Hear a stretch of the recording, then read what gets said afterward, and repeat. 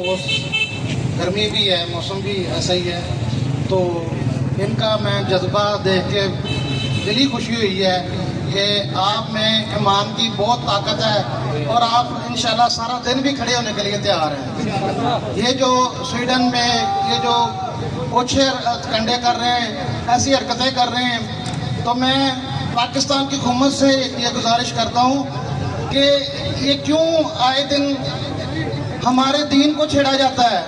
कभी नबी करीम सल्लल्लाहु अलैहि वसल्लम के नाउज़ुबिल्लाह खाके बनाए जाते हैं, कभी कुरान पाक। हम क्यों नहीं इस पे पुरजोर एक्शन लेते? क्यों इनके जो ये जो सूडानी सफीर है, इसको क्यों नहीं निकालते?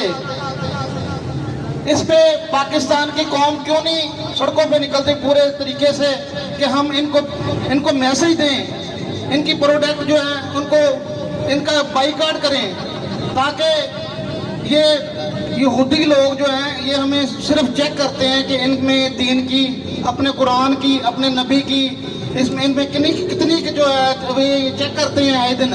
कभी कुरान पाक, कभी खाके बना के कि इनमें कितना की मान है। आप जो मर्जी कर लें, नबी करीम सल्लल्लाहु अलैहि वसल्लम का नाम सारी जिंदगी रहेगा। यहूदी सब तबाह हो जाएंगे, बर्बाद हो जाएंगे, सिर्फ दीन इस्लाम का झंडा कायम दायम रहेगा। और हुकूमत पाकिस्तान को चाहिए कि इसका फौरी एक्शन ले, अक़वाम मुत्तहिदा में इसकी आवाज़ उठाई जाए।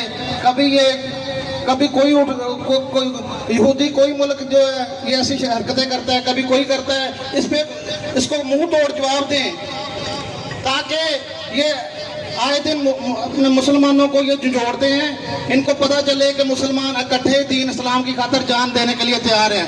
नारे तकबीर, नारे तकबीर, पाकिस्तान